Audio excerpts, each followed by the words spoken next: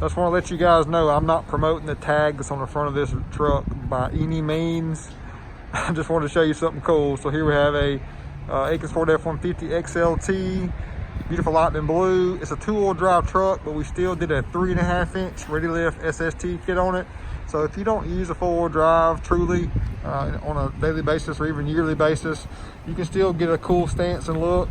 Most of these trucks have rear locking differential, so you really can get out of a jam if you need to. So you got more capable tires, B&G all-terrain KO2s, fuel hostage, and nice chrome look there. 3.5-inch kit, 2-wheel drive truck.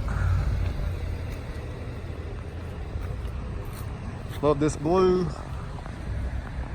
And that's what I'm talking about, that pesky gator tag on the front. But overall, good looking truck. Why was it Aikens?